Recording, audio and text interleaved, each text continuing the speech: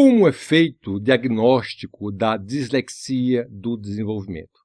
É importante compreender que a dislexia ela está voltada para o neurodesenvolvimento e também existe a dislexia adquirida. Então, por exemplo, do neurodesenvolvimento, você nasce com ela, tem uma questão hereditária, genética muito presente. Geralmente, dislexo tem em diversas gerações da família.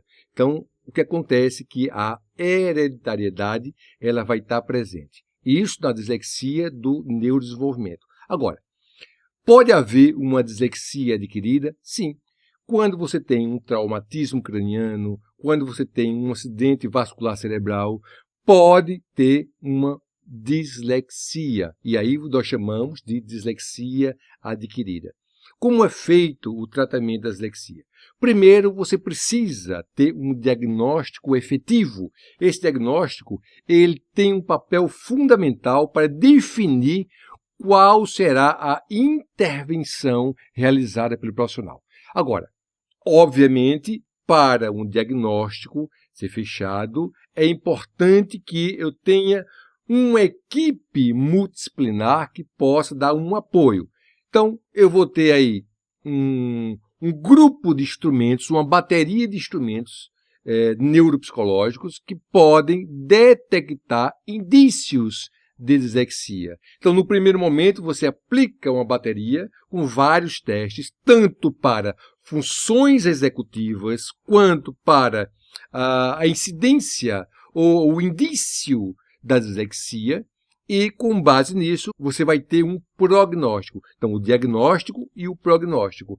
Mas com base na estrutura de informações que foram coletadas, é necessário que, para uma intervenção, você tenha uma equipe multidisciplinar, que deverá ter um neurologista, um psicólogo, um psiquiatra, um terapeuta ocupacional, um fonoaudiólogo. É importante que a criança passe por uma avaliação oftalmológica. Por quê? Porque às vezes você vai ter um problema de visão. O aprendizado está comprometido pelo problema de visão. Se for o caso, né? Lógico, dependendo de cada caso. Mas uma equipe multiprofissional ela vai descartar outros problemas que podem estar acobertando a dislexia ou outros transtornos. É por isso que é importante. Com base nisso, você vai fazer uma estratégia interventiva.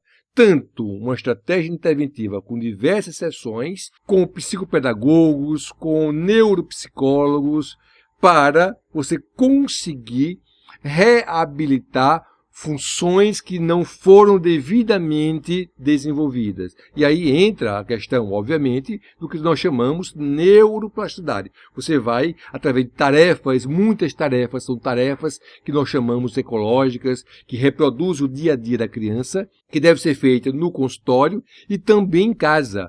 Olha só, então o neuropsicólogo vai planejar uma estratégia interventiva além dos atendimentos que ele vai ter ao longo da semana. Olha o que eu estou dizendo, não é um atendimento apenas, os atendimentos, casos e casos. Dependendo do qual é o caso da criança ou do adolescente ou até do adulto, que muitas vezes não sabe que tem dislexia, pode haver uma remediação das funções comprometidas. Agora, lógico que eu preciso com a criança, porque o diagnóstico precoce ele é muito, mas muito importante, eu preciso ter um planejamento efetivo para que essas tarefas também sejam desenvolvidas em casa, pelo cuidador, pela mãe, ou por quem fica com a criança ao longo do dia.